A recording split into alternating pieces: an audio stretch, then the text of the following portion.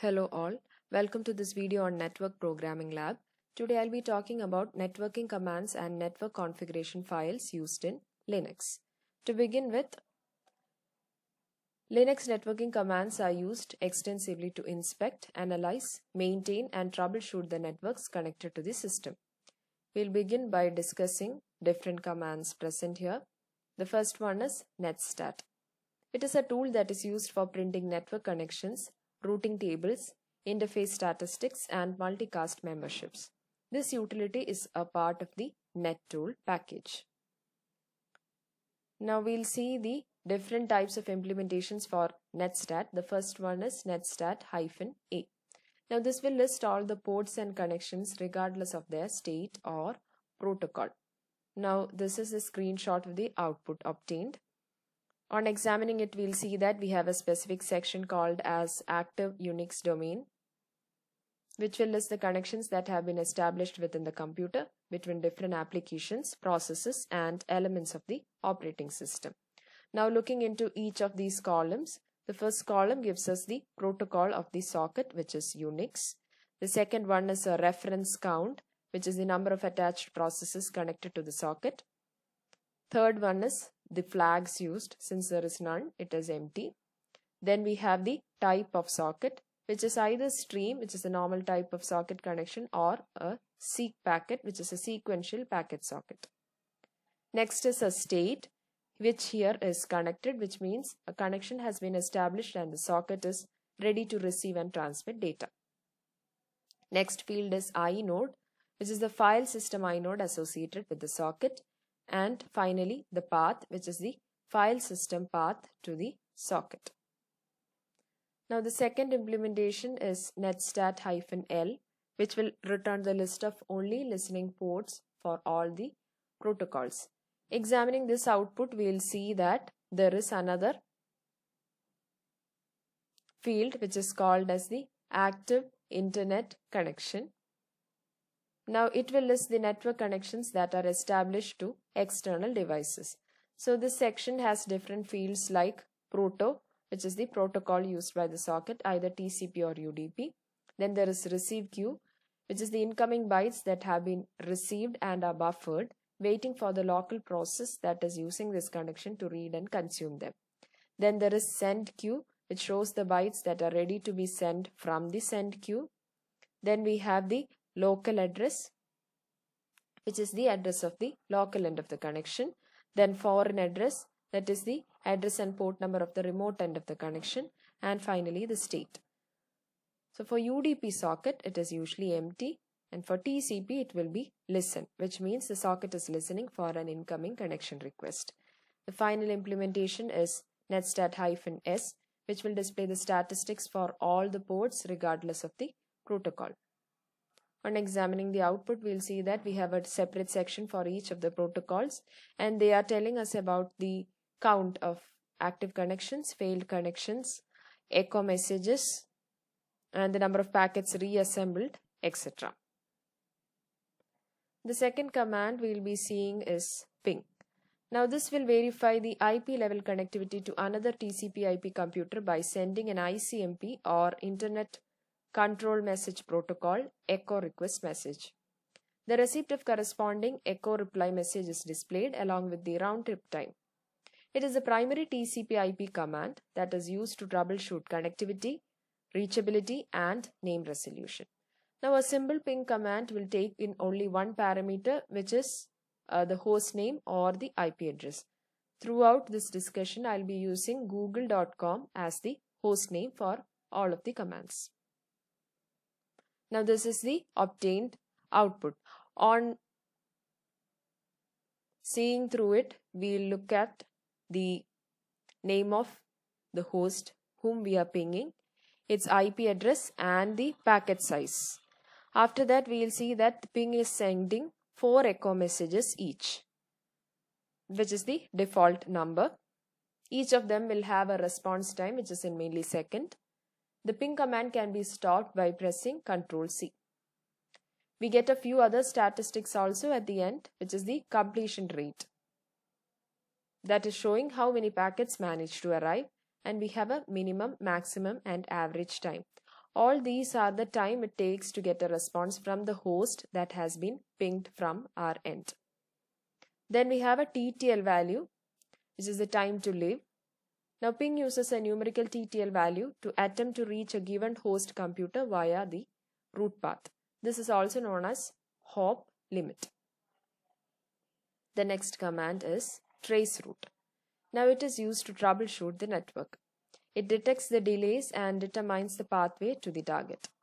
It provides the names and identifies every device on the path. It follows the route to the destination and determines where the latency comes from and reports it. This is the format of the command, and you can see the screenshot of the output obtained. Now looking into it, we'll see that this is the information about the destination system, its IP address, the maximum number of hops, and the byte packets. The remainder section is talking about information about each hop that is passed through, which is usually a router in the path between the sender and the final destination. So it will list the hop number, the system name, IP address reached at that hop, and 3 measurements of round trip time. Now round trip time is the time it takes for a packet to get to a hop and back, which is displayed in millisecond. It is important to note that the number of hops isn't an important factor that affects the latency. What is most important is the physical distance the packet travels and how it moves between ISPs on the internet.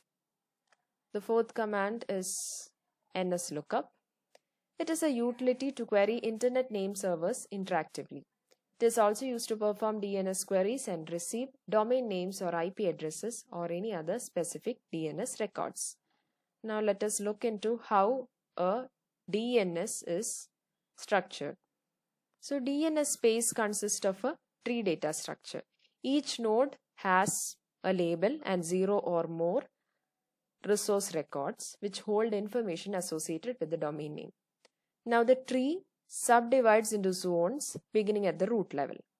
A DNS zone may consist of many domains and subdomains as the zone manager chooses. Now a DNS record type is the overview of resource record that is permissible in the zone files of the DNS. From that, in this example, we will be looking on how to extract the A record of a domain. A record is standing for the IP address of the given domain. It is given by nslookup google.com. On the right side, we see the screenshot of the output. Here, the IP address for server is the address of the system's DNS. It is a server our system is configured to use to translate domain names into IP addresses. Here there is a value called as #53, which indicates that we are communicating it with port number 53, which is a standard port number domain name servers use to accept queries. Below this, we'll have the lookup information for google.com. So it has a single entry there, and we see that it's a non-authoritative answer. An answer is authoritative only if our DNS has the complete zone file information for the domain in question. More often, our DNS has a cache of information representing the last authoritative answer it received when it made a similar query. This information is passed on to others and qualified as non-authoritative by the server. The information was recently received from an authoritative source, but the DNS server is not itself that authority. The next command is mtr, which is also known as maths traceroute, which is a program with a command line interface that serves as a network diagnostic and troubleshooting tool. This command combines the functionality of the ping and traceroute commands. Just like traceroute, the mtr command will show the route from the computer to a specified host. It provides a lot of statistics about each hop, such as response time and percentage. If you see a sudden increase in response time or packet loss, it means that there is a bad link somewhere. Now this is how the screenshot of an mtr looks like.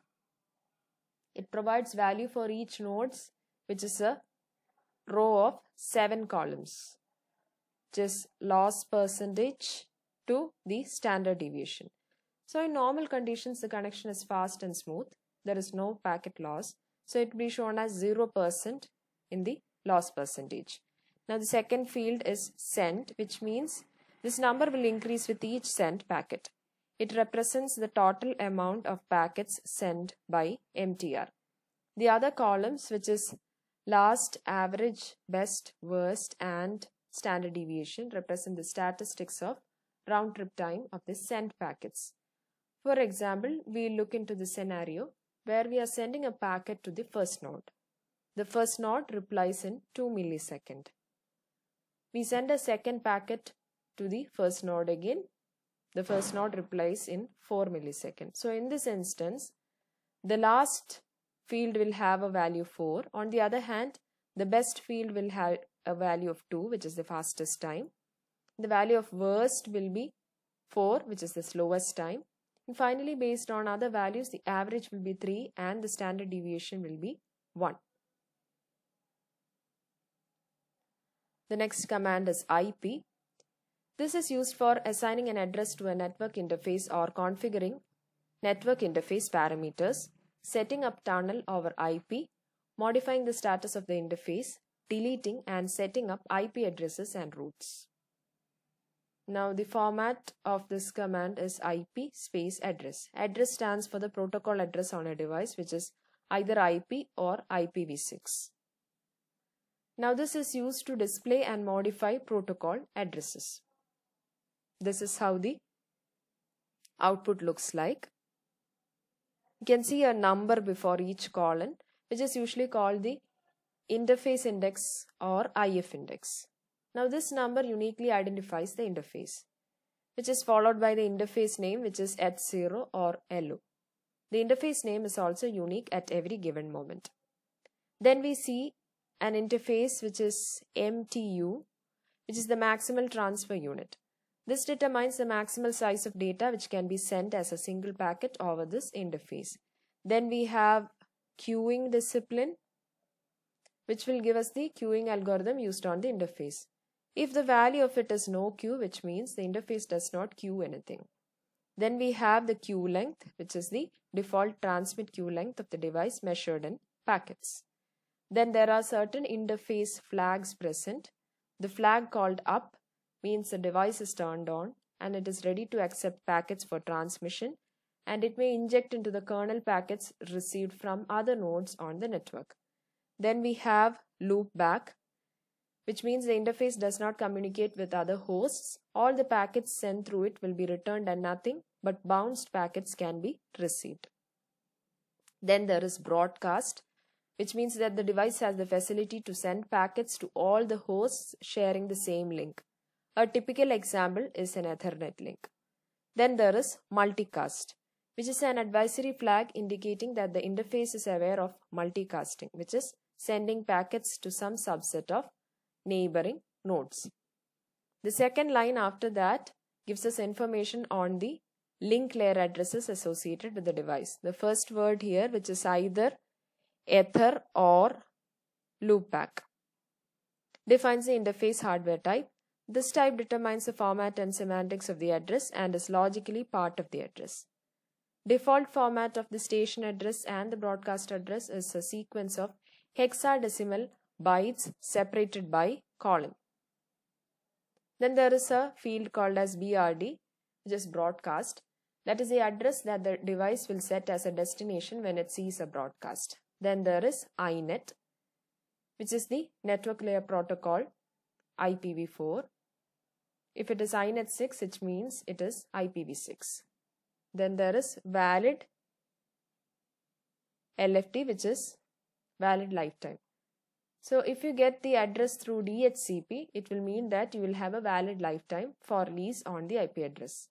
And just to make handoffs a little bit easier, a shorter preferred lifetime is better. Now the next command is ss, which is a replacement for the netstat command. It is regarded as a much faster and more informative command than netstat. The faster response of SS is possible as it fetches all the information from within the kernel user space. This command gives information about all the TCP, UDP and Unix socket connections. Now for this, we'll be using two different implementations.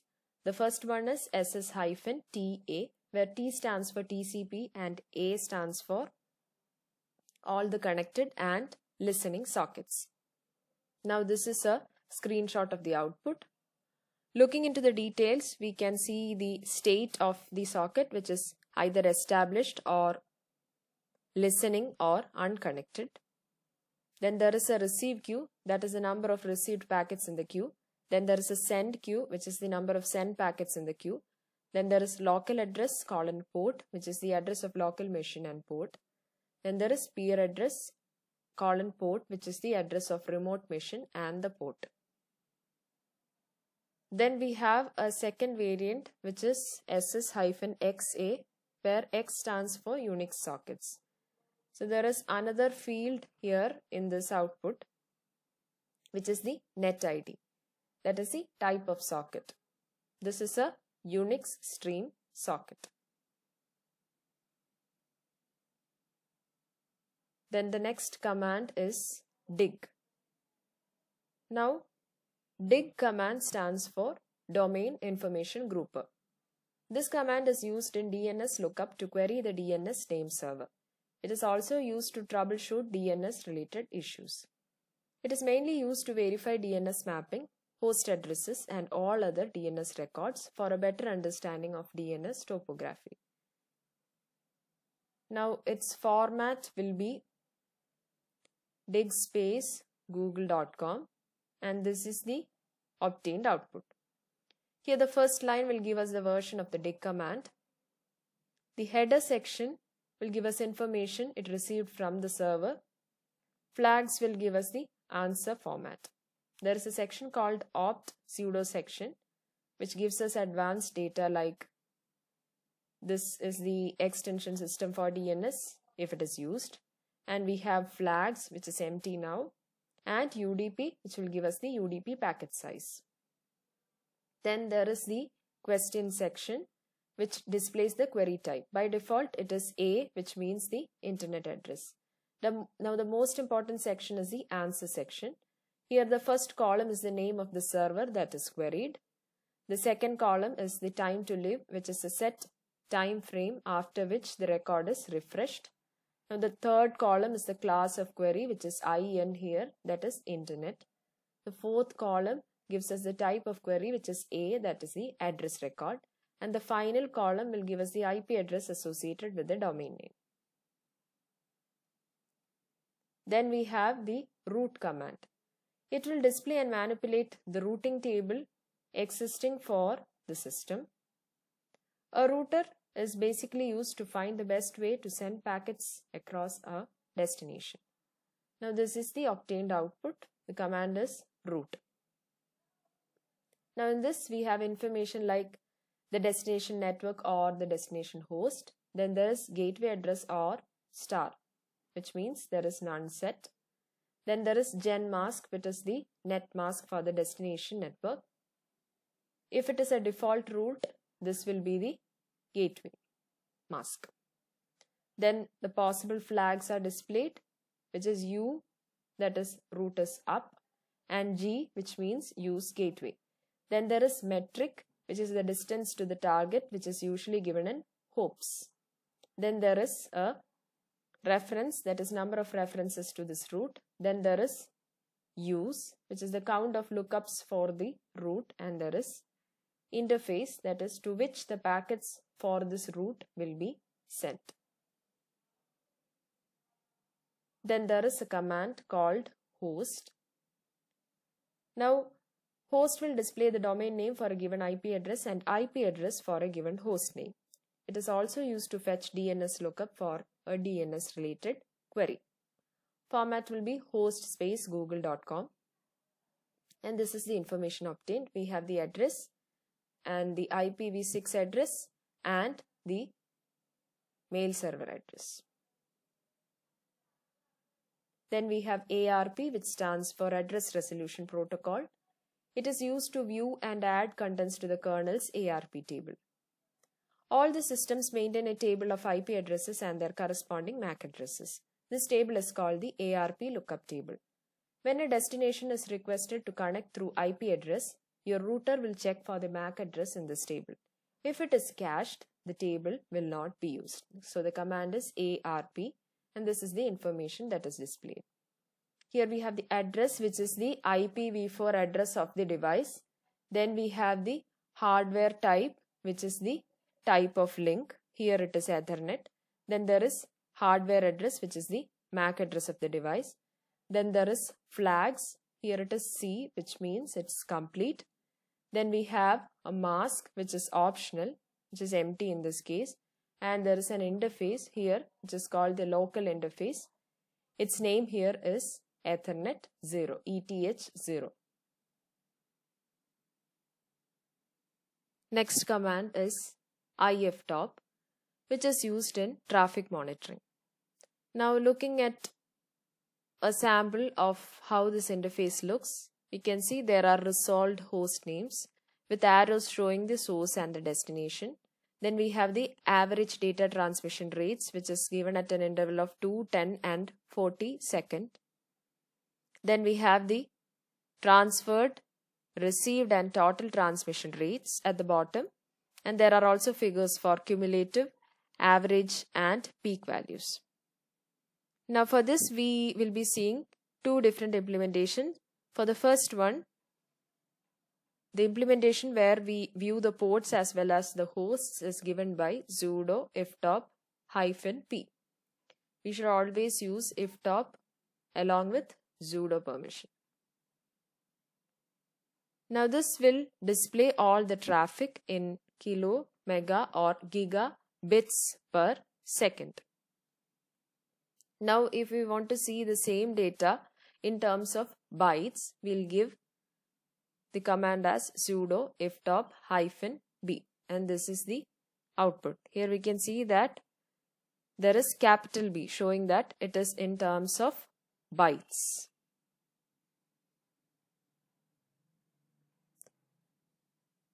Then finally we have the command called as ifconfig.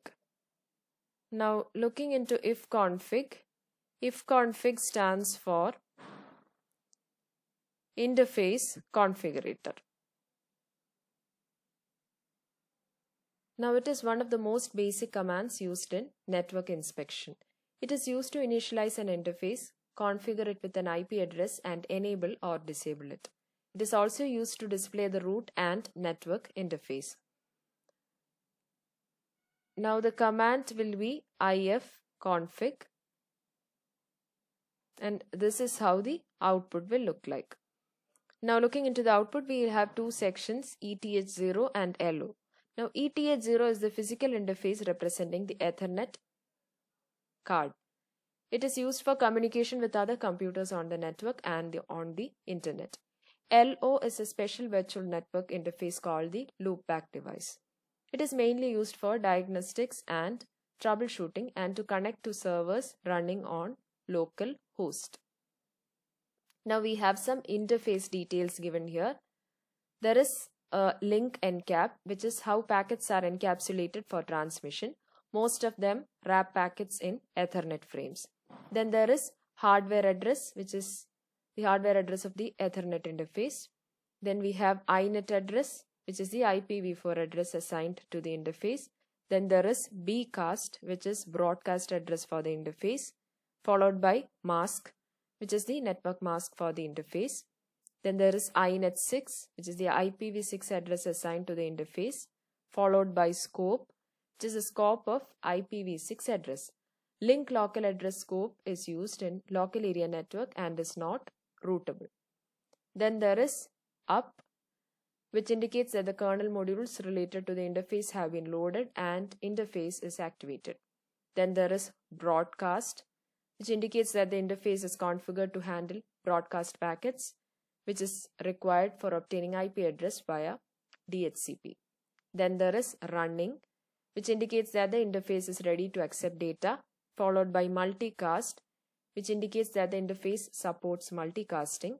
Then there is MTU, which is the maximum transmission unit, followed by metric, which determines the cost of using the interface. Then we have some information on the interface, which is also the interface statistics.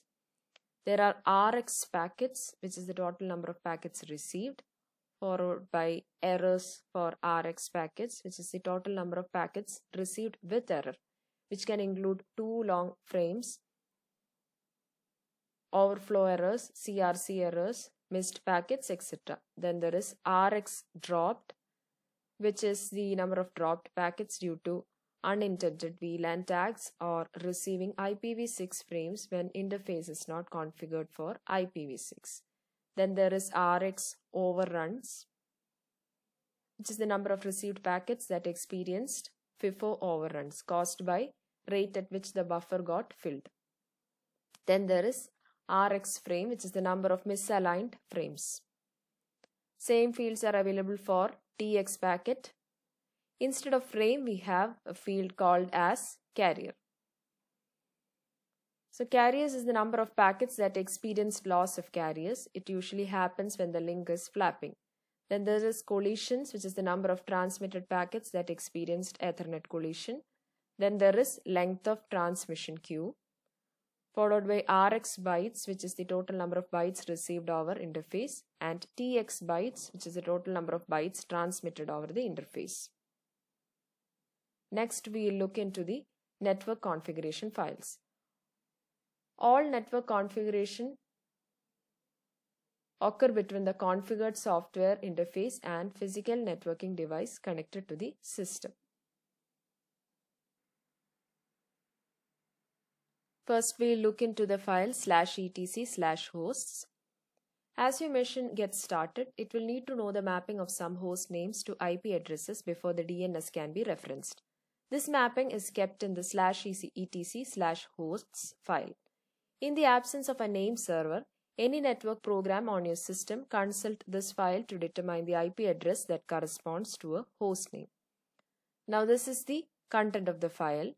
Here we can see there is a column for IP address to be resolved, and the next column is the host name, and any subsequent columns will be alias for the host. Then the next file is /etc/resolv.conf, which is used to configure the host name resolution. It may be manually configured by the system admin or may be automatically populated by various network configuration and management tools. It is commonly used to manage DNS requests on Linux systems. This is how the content of the file looks like. So each line will contain a name server and a search. Now a name server option takes the IP address that the resolver should query, either in IPv4 or IPv6. Multiple name server lines may be specified, but each line must have only one IP address. If more than one IP address is present, then the resolver queries them in the order that is listed. If no name server entries are present, then it will default to 127.0.0.1. Then there is search, which accepts up to 6 domains separated by tabs or space. This is used if the resolver receives a request without any dots in it. It will then try to resolve the query with the search domain appended, then the original request. The next file is /etc/sysconfig/network. This file specifies the global network settings. So it is used to specify the information about the desired network configuration. This is how one of its content will look like. It can have other values, like for example, networking value can be yes if networking should be configured or no if it should not be configured. Even the host name can be given as a fully qualified domain name, for example, hostname.example.com. So here we have given a gateway value, just gateway followed by the IP address of the network's gateway. Then the next file is /etc/nsswitch.conf, which is the name service switch configuration file. It is used by certain applications to determine the sources from which to obtain the name service information in a range of categories and in what order. Each category of information is identified by a database name. Now the file is a plain ASCII text with columns separated by space or tab. The first column specifies the database name. Remaining columns describe the order of source to query and the set of actions that can be performed by the lookup result. Now looking into the different database present here, Ethers is Ethernet numbers. Protocol stands for the network protocols. Then there is RPC, which is remote procedure call names and numbers. Services, which are the network services. Hosts, which contain the host names and numbers. Networks, which are the network names and numbers. Password, which is the user password. Group, which is group of users. Shadow, which is shadow user password. Then we have net group, which is the network-wide list of hosts and users used for accessing rules. Its value is NIS, which is a group or set of users or machines that is usually defined for administrative purposes. Now we look into how these commands are executed in a system.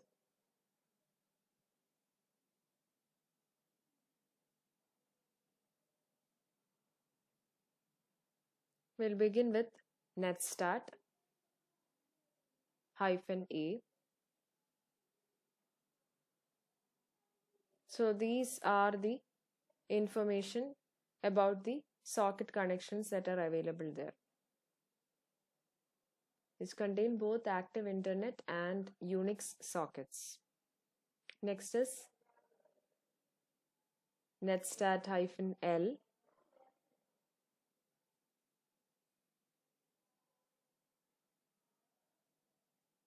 Now it will take some time to check on to what are the sockets that are present at that particular time. Third option is netstat -s. Is the information about different protocols. Then there is a ping command to google.com. As you can see, the echo messages will go on until you are pressing the Ctrl+C key. And at the end, they'll give you a ping statistics explaining what are the different values for min, max, average, etc. Then we have the traceroute command, which is giving us information about each hop that passed through it and their average delays in 3 different ways. Then we have nslookup, which will give us information about google.com and about its server, and it is usually information about its DNS. Then there is mtr google.com, which is a type of traceroute. It gives us the loss percentage and how the packets are sent, its standard deviation, etc. Then there is IP space the address. That will give us information about the interface. Then there is SS,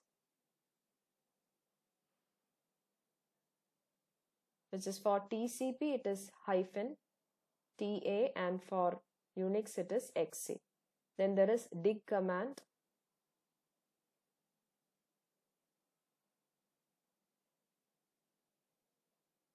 for which this is the expected output. Then there is route, which is giving us the routing table in the system. Then there is the host command, that is if you give the host name, then you will get the particular IP address there. After that, we are looking into ARP. So that will give you the IP address and the corresponding hardware address. Then there is iftop, which should be run with sudo. For which first we will see the port numbers,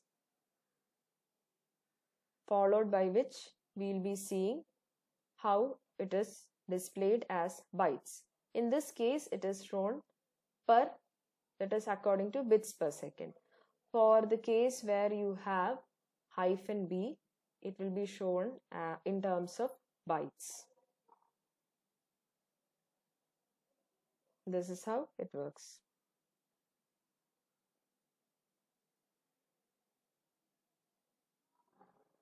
Then we have ifconfig. It will also give us values of interfaces and how it is set.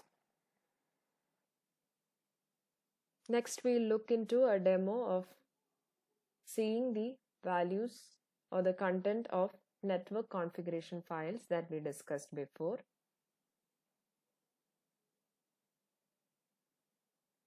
First, we look into the contents present inside /etc/hosts.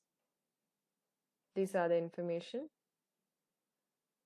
Next file is /etc/resolv.conf.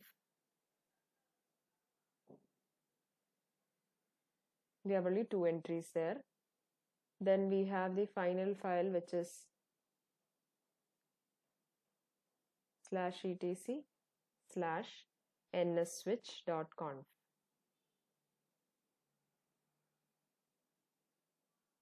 This is the file content there. That's all for now. Thank you for watching.